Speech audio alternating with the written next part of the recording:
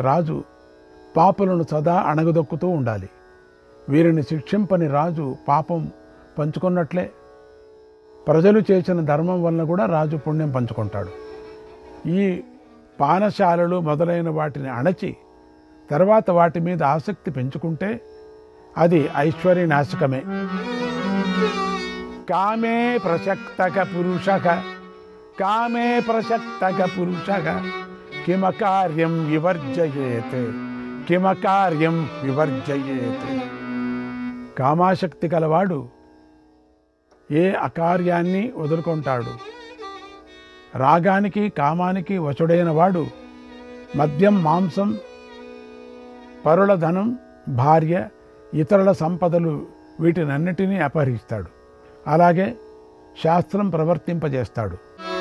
ఆపద్యేవతు యాచంతే ఆపద్యేవతు యాచంతే యేషాం నాస్తి పరిగ్రహః యేషాం నాస్తి పరిగ్రహః దాతవ్యం ధర్మతస్తేభ్యః దాతవ్యం ధర్మతస్తేభ్యః త్వనుక్రోశాద్ భయాన్నతు త్వనుక్రోశాద్ భయాన్నతు. ఎప్పుడూ చెయ్యి చాచని వారు ఆపదలో యాచిస్తారు. అటువంటి వారిని కనిపెట్టి ధర్మాన్ని అనుసరించి దయతో దానం చెయ్యాలి, భయంతో కాదు. నీ రాష్ట్రంలో యాచకులు, దొంగలు లేకుందురుగాక, వీరిని ఖండించే వారే ఉందురుగాక. వారు ప్రాణులను రూపుమాపేవారు కారు. సర్వభూతాలను అనుగ్రహిస్తూ ప్రజలను వృద్ధిపరిచేవారే నీ రాష్ట్రంలో ఉందురుగాక. ప్రాణులను రూపుమాపేవారు కాదు. మహారాజా, బాగా ధనం పీల్చివేసే అధికారులను కూడా నీవు దండించాలి. ఎందుకంటే పన్నులు రాబట్టే అధికారులకు కూడా వీరు పీల్చేసే విద్య నేర్పుతారు. వ్యవసాయం, గోపోషణం, వర్తకం, ఇంకా ఏవైనా ఇటువంటి పనులు చాలామంది నిపుణుల చేత వేర్వేరు కర్మలు చేయించాలి. ఎవడైనా ఒకడే కృషి, గోరక్ష, వాణిజ్యాలన్నీ చేస్తుంటే వాడికి రాజకీయ భయం వల్ల కానీ, దొంగల భయం వల్ల కానీ ప్రాణ సంశయం కలగవచ్చు. దానివల్ల రాజుకు నింద కలుగుతుంది. ధనవంతులను నిత్యము అన్నపానాలతో, వస్త్రాలతో పూజిస్తూ ఉండాలి. తమరు నాతో పాటు ప్రజలను కూడా అనుగ్రహించాలని అంటూ ఉండాలి. ధనవంతులంటే రాజ్యంలో ముఖ్యాంగం. ధనికుడు సర్వభూతాలకు ఆయువు పట్టు ఉన్నతుడు, సందేహం లేదు. ప్రజ్ఞాశాలి, శూరుడు, ధనికుడు, ధార్మికుడు, తపస్వి, సత్యవాది, బుద్ధిమంతుడైనటువంటి రాజు ప్రజలను చక్కగా రక్షిస్తాడు. అందుచేత రాజా అన్ని ప్రాణుల యందు ప్రీతి కలిగి ఉండు. సత్యం, ఆర్జవం, అక్రోధం, క్రూరత లేకుండుట మొదలైన వీటిని రక్షించుకో. రాజు సత్యము, ఆర్జవము కలిగి మిత్రులను, కోశాన్ని, సేనలను గ్రహించి దండము, ధనము, మిత్రులను, భూమిని పొందుతాడు అన్నాడు భీష్ముడు. శ్రీకృష్ణాయ పరమాత్మనే నమః. 89వ అధ్యాయం. భీష్ముడు ఇలా చెబుతున్నాడు. తినదగిన పళ్ళు కాసే చెట్లను నీ దేశంలో నరికివేయరాదు. అలాగే బ్రాహ్మణుల మూల ఫలం ధర్మమే అని మేధావులు చెబుతారు. దాన్ని కూడా నరికివేయరాదు. బ్రాహ్మణులకు కాని దానినే ఇతరులు అనుభవించాలి. బ్రాహ్మణుని అపరాధం చేసి ఎవరు హరింపరాదు. విప్రశ్చేత్యాగ మాతిష్టేత్ విప్రశ్చేత్యాగ మాతిష్టేత్ ఆత్మార్తే వృత్తి కర్షితః ఆత్మార్తే వృత్తి కర్షితః పరికల్ప్యాస్య వృత్తి స్యాత్ పరికల్ప్యాస్య వృత్తి స్యాత్ సదారస్య నరాధిప సదారస్య నరాధిప. విప్రుడు బ్రతుకు తెరువు కోసం రాష్ట్రం విడిచిపోయే పరిస్థితి వస్తే రాజు అతన్ని సకుటుంబంగా జీవనోపాధి కల్పించాలి. అయినా అతడు వెళ్ళిపోతుంటే రాజు బ్రాహ్మణుల సభలోకి వెళ్ళి, మీరే ఇలా వెళ్ళిపోతే ఇక నేను ఎవరికై మర్యాదను పాటించాలి అనాలి. అయినా అతడు మానక, నీవు ఇప్పుడు నాకు ఉపాధి కల్పిస్తున్నావు కానీ పూర్వం చేయలేదుగా అంటే అప్పుడు రాజు గతం మరిచిపోండి అని ప్రార్థించాలి. జనులు నిన్ను గురించి ఏమేమో చెప్పారు, కానీ నేను వారిని నమ్మను అనాలి రాజు. అలాగే అతడు భోగాలు కోరితే కల్పిస్తాను అనాలి. వృత్తి లేకుండా జీవిస్తాను అంటే అలాగే ఏర్పాటు చేస్తాను అనాలి. వ్యవసాయం, గోరక్షణ, వర్తకం అనేవి ప్రజలకు జీవనం కల్పిస్తాయి. వేద విద్య స్వర్గం కలిగిస్తుంది. అది ప్రాణులను ఆలోచింపజేస్తుంది. ఆ వేద విద్య పడిపోతూ ఉంటే దానికి శత్రువులైన దొంగలను వధించటానికి బ్రహ్మ క్షత్రియ జాతిని సృష్టించాడు. ధర్మరాజా, శత్రువులను జయించు, ప్రజలను రక్షించు, యజ్ఞాలతో దేవతలను పూజించు, వీరుడైన యుద్ధంలో పోరాడు. రక్షింపదగిన వారిని రక్షించే రాజే ఉత్తముడు. వారిని రక్షింపని రాజుతో ఏ ప్రయోజనం ఉండదు. లోకంలో అందరి హితం కోసం రాజు పోరాడాలి. అందుకే సేవకులను రాజు ఉపయోగించుకోవాలి. లోపలి వారి నుండి వెలుపలి వారిని, వెలుపలి వారి నుండి లోపలి వారిని, పరుల నుండి పరులను, తనవారి నుండి తనవారిని, ఇలా అందరినీ రక్షిస్తూ పరిపాలించు. రాజా, అన్ని వైపుల నుండి నిన్ను నీవు రక్షించుకుంటూ భూమిని పాలించు. అంతటికీ తన శరీరమే మూలమని విద్వాంసులు చెబుతారు. నాలో దోషమేమిటి? దేనివల్ల నాకు నాశనం కలగకుండా ఉంటుంది? ఎక్కడి నుండి నన్ను దోషం చేరుతుంది అని సదా ఆలోచించాలి. నిన్న తాను చేసిన దాన్ని ప్రజలు మెచ్చుకుంటారా లేదా అనే విషయం రహస్యచారుల ద్వారా తెలుసుకోవాలి. ప్రజలు ఏమంటున్నారు అని. ప్రజల అభిప్రాయాన్ని రాజు అనుసరించాలి. పల్లెలలోనూ రాష్ట్రాల్లోనూ ప్రజలు నీ ప్రవర్తనను తెలుసుకుంటున్నారా? ప్రశంసిస్తున్నారా? నీ కీర్తిని ఇష్టపడుతున్నారా? అలాగే ధర్మజ్ఞులు, ధృతిమంతులు, పౌరులు, రాష్ట్రంలో నివసించేవారు, రాజ సేవకులు, మంత్రులు, మధ్యస్థులు అంతా నిన్ను ప్రశంసిస్తున్నారా? మధ్యస్థులు నిందిస్తున్నారా అనే తెలుసుకోవాలి. నిందించినా ప్రశంసించినా వారిని చక్కగా సత్కరించాలి. అందరికీ ఒకే విధంగా రుచి కల్పించడం ఎవరికీ శక్యం కాదు. ప్రజలందరిలో మిత్రులు, శత్రువులు, మధ్యస్థులు అని ఉంటారు అన్నాడు భీష్ముడు. ధర్మరాజు ఇలా అడిగాడు మళ్ళీ. భుజబలం, గుణాలు సమానంగా ఉన్న వారిలో ఒకడు అధికుడై మిగిలిన వారిని వశపరుచుకుంటాడు, అది ఎలా అని అడిగాడు. భీష్ముడు ఇలా చెప్తున్నాడు. కదిలేవి కదలనివి వాటిని తింటాయి, కూరలు ఉండేవి లేని వాటిని విషసర్పాలు విషం లేని వాటిని తింటాయి. అలాగే బలవంతులు బలహీనులను పీడిస్తారు. ధర్మజ, ఇలాంటి వారి పట్ల జాగ్రత్తగా మెలగాలి. శత్రువు నుండి రక్షించుకోవాలి. వీరు గద్దల వంటివారు. ఏమాత్రం ఆదమరిచిన నెత్తి మీద కొడతారు. నీ రాజ్యంలో వర్తకులు పన్ను కట్టుకోలేక బాధపడటం లేదు కదా. ఇష్టం వచ్చిన ధరలకు వస్తువులను అమ్మి అడవులలో దాక్కోవటం లేదు కదా. రాజభారంతో పాటు ఇతరుల భారం కూడా మోసేటువంటి రైతులు పీడితులై రాష్ట్రం వదిలి వెళ్ళిపోవటం లేదు కదా. యజ్ఞ శ్రాద్ధాదులతో ఇచ్చిన దానితో దేవతలు, పితృదేవతలు, మనుష్యులు, ఉరుగులు, రాక్షసులు, పక్షులు, పశువులు జీవిస్తూ ఉంటాయి. ఇది నీ రాష్ట్ర వృత్తి, రాజరక్షణ. దీని గురించి ఇంకా చెబుతాను అన్నాడు భీష్ముడు. శ్రీకృష్ణాయ పరమాత్మనే నమః. 90వ అధ్యాయం. భీష్ముడు ఇలా చెప్పాడు. ధర్మరాజా, బ్రహ్మవేత్రుల్లో ఉత్తముడై అంగిరస గోత్రుడైనటువంటి ఉదతత్యుడు, యువనాశ్వని కుమారుడైనటువంటి మాంధాతకు ప్రీతితో రాజధర్మాలు చెప్పాడు. మాంధాతకు ఇది చాలా అద్భుతమైనటువంటి మాంధాత. మాంధాత అంటే మన పురాతనుడు. ఆ బ్రహ్మవేత్త చెప్పినట్లుగా అన్ని ధర్మాలు నీకు చెబుతాను. ధర్మాయ రాజా భవతి, ధర్మాయ రాజా భవతి, నకామ కరణాయతు, మాందాత రితి జానీహి, మాందాత రితి జానీహి, రాజాలోకస్య రక్షిత, రాజాలోకస్య రక్షిత. మాందాత ధర్మం కోసమే రాజు ఉన్నాడు, కానీ ఇష్టం వచ్చినట్లు చేయటానికి కాదు. రాజు లోకానికి రక్షకుడని తెలుసుకో.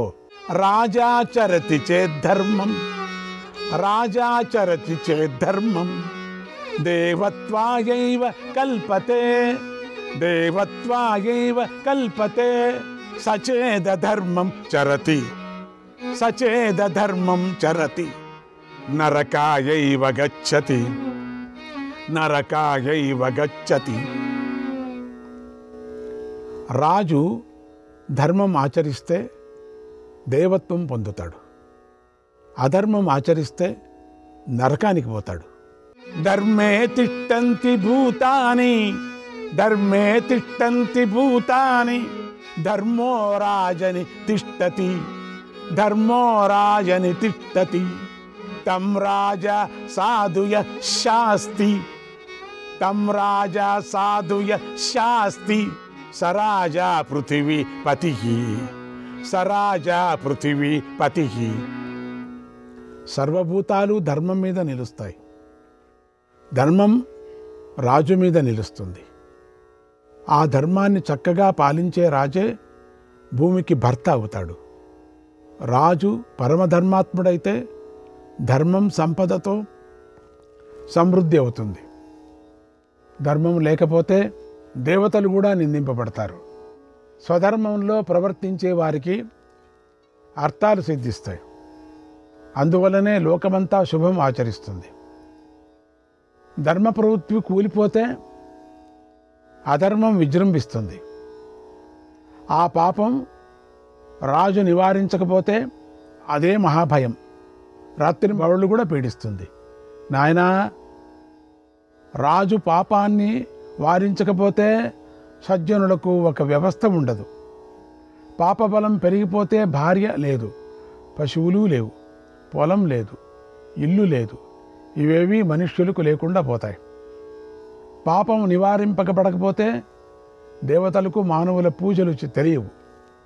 పితృదేవతలకు స్వాధాకారాలు ఉండవు, స్వాధాకారాలు. అతిథులకు పూజలు ఉండవు. రాజు పాపం నివారించకపోతే వ్రతశీలుడైన బ్రాహ్మణులు కూడా వేదాలు చదవరు, యజ్ఞాలు ఆచరింపరు.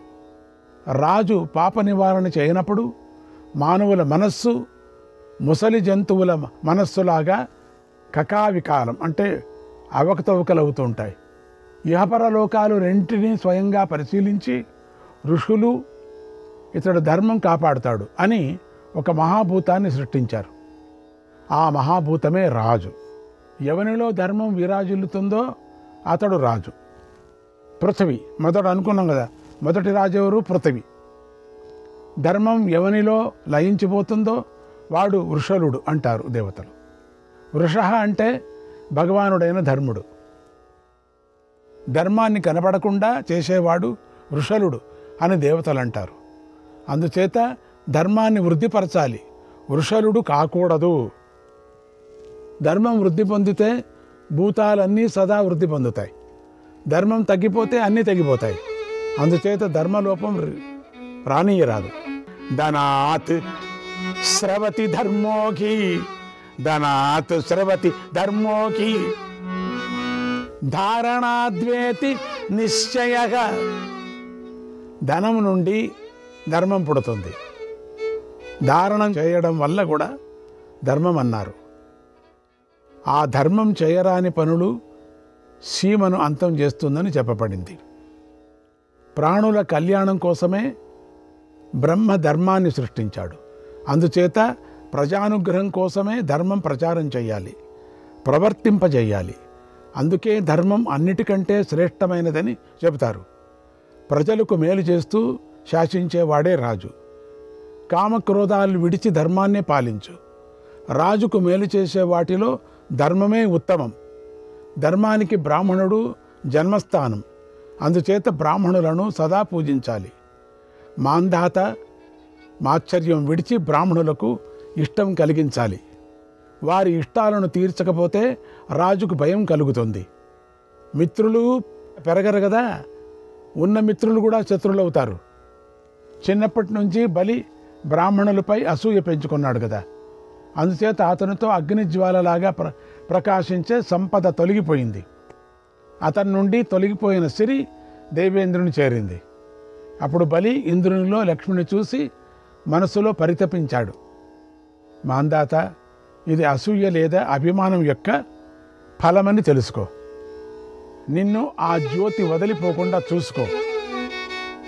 దర్పో నామ శ్రేయ పుత్రః జజ్ఞే ధర్మాదితి శృతి జజ్ఞే ధర్మాదితి శృతి తేన దేవాసురా రాజన్ తేన దేవాసురా రాజన్ నీతాసు బహవో వ్యయం నీతాసు బహవో వ్యయం. దర్పం అనేది అధర్మం వల్ల లక్ష్మికి పుట్టిన పుత్రుడని వేదం చెబుతుంది. దానితో చాలామంది దేవదానవులు నశించిపోయారు. ఎంతోమంది రాజఋషులు కూడా దర్పం వల్లనే నశించారు. దర్పాన్ని గెలిస్తే రాజు అవుతాడు, దర్పానికి ఓడిపోతే దాసుడు అవుతాడు. మాందాత, నీవు చిరకాలం సింహాసనం మీద ఉండాలనుకుంటే ఎన్నడూ అధర్మంతో కూడిన దర్పం రానియకు. మదించిన వాడు, పొగరుబోతు, బాలుడు, పిచ్చివాడు వీరిని ఎన్నడూ సేవించకు. అలవాటుగా వారితో కలిసి ఉండే వారిని కూడా సేవించకు. శిక్ష పడిన మంత్రి నుండి, స్త్రీల నుండి, పర్వతాల నుండి, ఏనుగు, గుర్రం, పాము వీని నుండి దూరంగా ఉండాలి. ఒకవేళ నిరంతరము కలిసి ఉండవలసి వస్తే రాత్రివేళ వారి దగ్గర ఉండరాదు. త్యాగం లేకపోవటం, దురభిమానం, దంభం, క్రోధం విడిచిపెట్టాలి. వర్ణాలు కలగాపులగా అయిపోయినప్పుడు ఆయా కులాలలో పాపులు, రాక్షసులు, నపుంసకులు, అంగవైకల్యం కలవారు, బండ నాలుకలు కలవారు, మందబుద్ధులు పుడతారు. రాజు ఏమాత్రం ప్రమాదపడినా ఇంకా ఇటువంటి ఎన్నో రకాల వాళ్ళు పుడతారు. అందుచేత రాజు ప్రజాహితంలో విశేషంగా ప్రవర్తించాలి. క్షత్రియుడు ఏమాత్రం ప్రమాదపడినా మహాదోషం కలుగుతుంది. ప్రజా సంకరానికి కారకులైనటువంటి అధర్మపరులు పెరిగిపోతారు. శీతాకాలం కాకపోయినా చలి వేస్తుంది. శీతాకాలంలో చలి ఉండదు. అనావృష్టి, అతివృష్టి, రోగాలు ఇవన్నీ కూడా ప్రజలను పీడిస్తాయి. ధర్మ ప్రవర్తనలో రాజు ఏమరిపాటుతో ఉంటే తోకచుక్కలు, అరిష్టగ్రహాలు కనిపిస్తాయి. రాజ వినాశనాన్ని సూచించే ఉత్పాతాలు కనిపిస్తాయి. తనను తాను రక్షించుకోలేని రాజు ప్రజలను రక్షింపలేడు. ప్రజలు కూడా అతని రాజ్యం నుండి తొలగిపోతారు. తర్వాత రాజు నశిస్తాడు. ఒకడి చేత సొమ్మును ఇద్దరు కలిసి లాక్కుంటారు. ఇద్దరి సొమ్మును చాలామంది కలిసి లాక్కుంటారు. అదంతా రాజదోషమని చెబుతారు. ధర్మం విడిచి రాజు ప్రమాదపడితే ప్రజల్లో ఇది నాది అనే భావం ఎవరిలోనూ నిలవదు అన్నాడు భీష్ముడు. శ్రీకృష్ణాయ పరమాత్మనే నమః. 91వ అధ్యాయం. ఉతత్యుడు ఇలా చెబుతున్నాడు. మేఘుడు సకాలంలో వర్షించడం, రాజు ధర్మాన్ని చక్కగా నడిపించడం అనేదే మహాసంపద. ఇది ప్రజలను సుఖంగా నిలుపుతుంది. యో న జానాతి హర్తుం వా యో న జానాతి హర్తుం వా వస్త్రాణాం రజకోమలం వస్త్రాణాం రజకోమలం రక్తానాం వా శోధయితుం రక్తానాం వా శోధయితుం యథా నాస్తి తథైవ సహ యథా నాస్తి తథైవ సహ. శ్రీకృష్ణాయ పరమాత్మనే నమః.